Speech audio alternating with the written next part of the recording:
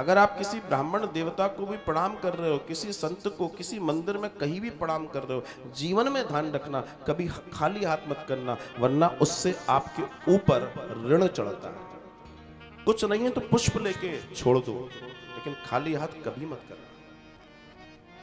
कभी भी कथा में जाओ, मंदिर में जाओ, कुछ मत करो तो जीवन में कुछ हाथ में कुछ 2 फल ले जाओ,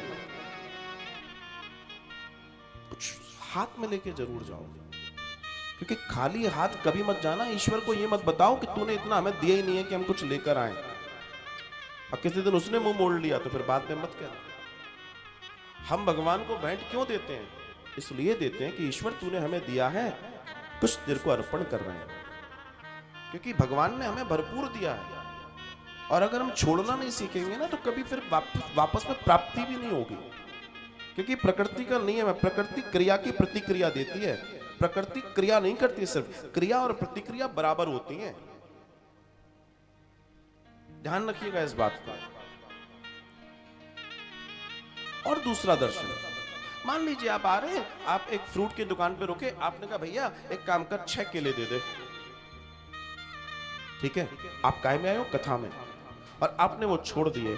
आप सोचो इतने बड़े अनुष्ठान में अगर वो 6 केले 6 भाग होकर 6 लोगों को प्रसाद के रूप में मिलेंगे तो आपका भी इस यज्ञ में कहीं ना कहीं आहुति हो गई महाराज। इससे बड़ा कोई काम नहीं।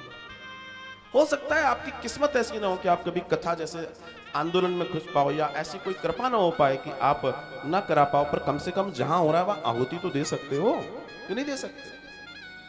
इसलिए जीवन में ध्यान रखना, कहीं कथा में, मंदिर में, संत के पास, ब्राह्मण देवता के पास, सदगुरु के पास कभी भी जाना, खाली हाथ मत जाना। ये कौन कह रहा है? सुदामा। सुदामा कह रहा है कैसे चला जाऊं खाली हाथ, मेरे पे तो कुछ है ही नहीं।